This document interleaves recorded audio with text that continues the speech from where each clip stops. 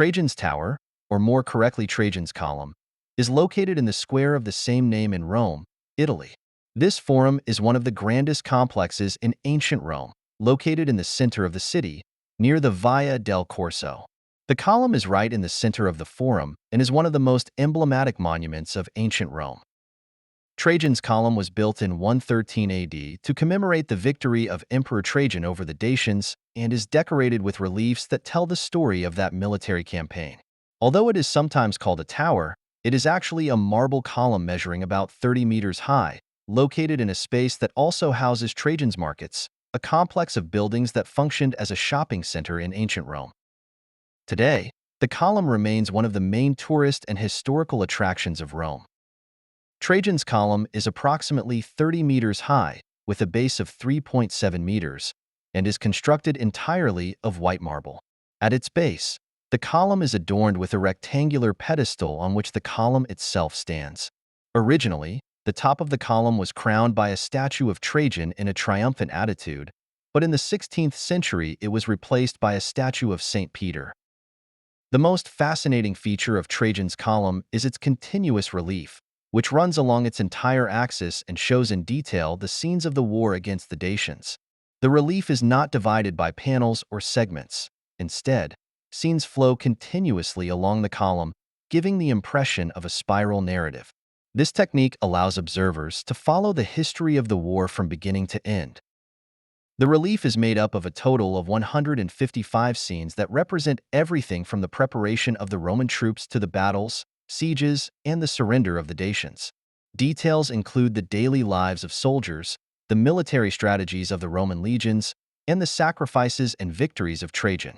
The column offers a rich insight into the tactics and military equipment of the time, as well as the rituals and customs of battles.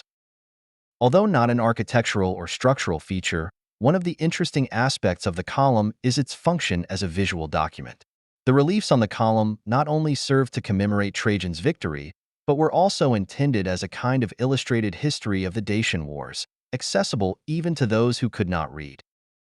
Trajan's Column has become one of the most representative monuments of Roman art and an outstanding example of narrative sculpture. It not only celebrates Trajan's victory, but also the power of the Roman Empire, its capacity for expansion, and the superior military organization it had at that time. The fact that the column is so detailed sculpted also shows the level of technical perfection achieved by the Romans in sculpture. In terms of legacy, the column has influenced the creation of other similar monuments throughout history. For example, the column of Marcus Aurelius, built in the 2nd century AD, is inspired by the design of Trajan's Column. Even in later times, this way of telling stories through relief would be replicated in many other cultures. Over the centuries, Trajan's Column has suffered some damage, mainly due to pollution and the passage of time. However, it has undergone several restorations.